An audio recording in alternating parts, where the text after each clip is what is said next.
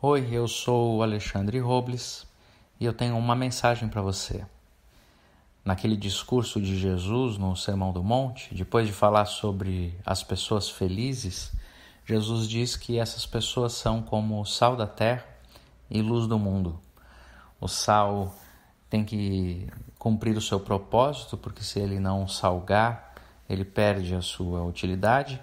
E a luz, Jesus fala sobre ela, descrevendo que ninguém coloca uma lâmpada debaixo da cama, mas coloca num lugar mais alto para que ilumine todo o aposento.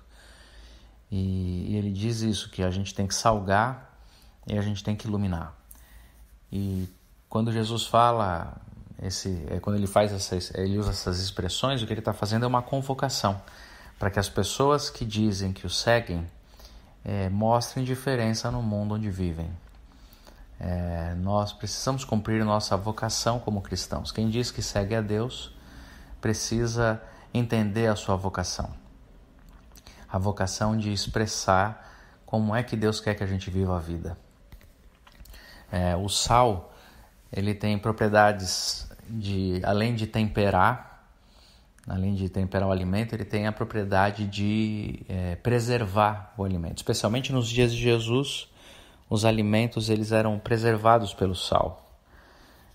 Quando aqueles que são seguidores de Jesus Cristo, numa sociedade, numa geração, buscam viver aquilo que Jesus Cristo ensina, essas pessoas se tornam como que o tempero para o mundo. Elas se tornam como que uma preservação, um limite de preservação de todo o mal.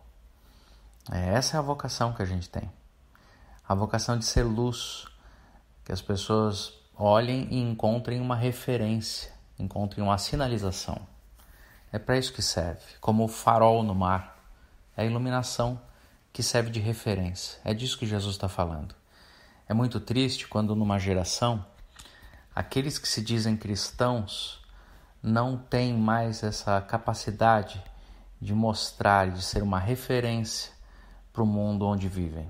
É triste, por exemplo, quando líderes religiosos, numa sociedade, numa geração como a nossa, tão corrupta, tão desequilibrada, tão carente de referências, é muito triste quando lideranças religiosas são também contados entre os corruptos, entre os maldosos, entre os promíscuos.